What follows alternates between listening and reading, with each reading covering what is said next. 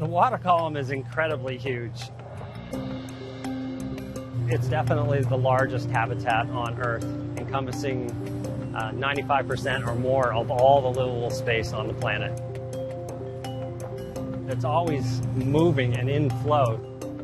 If you go to the bottom habitat, you could go back to the same coral mound, but in the water column, if you go back to the exact same place, but at a different time, the water column is going to be different. It is the least explored habitat on planet Earth.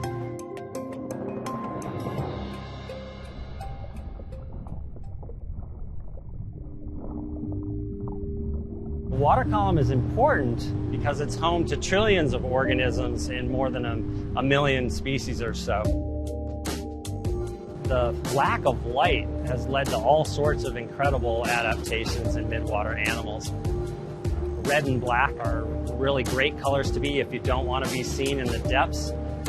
Many will make light, so bioluminescence. And of course, some organisms prey on them. A lot of those organisms have a dark red pigmented gut in order to block out the light that might accumulate in their stomachs. A lot of the deep sea fishes have these long, thin teeth, and those are good for grabbing onto prey and holding onto them.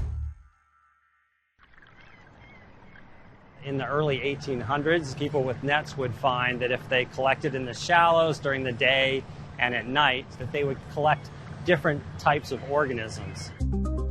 Now we can use more sophisticated tools with acoustics, for instance, to understand where organisms are concentrating in the water column, what we call the deep scattering layer. Diel vertical migration has been dubbed the greatest migration on planet Earth. That's because billions and billions of organisms, primarily zooplankton, which are small fishes, crustaceans, and jellies, they will move up into shallow waters at night, and then when the sun starts to come up, they move back down into the dark, deep waters. And they do this all over the planet, even in lakes, on this daily basis. These water column animals are important for lots of reasons.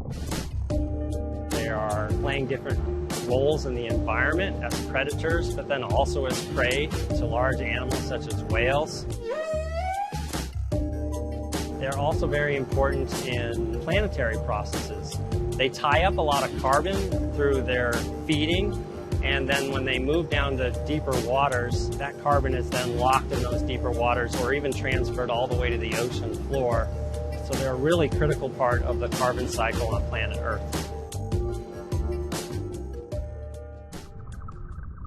The future of water column research is going to be characterizing the water column in new ways.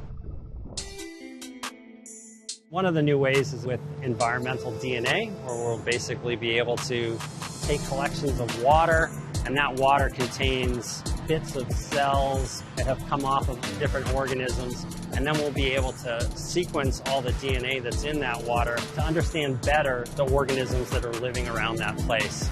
This is a really efficient technology, so it can be deployed many times over and over in many different parts of the world. Because the water column is so connected and always moving, it's all one big giant system, and so we need to characterize it in multiple places to really understand it better.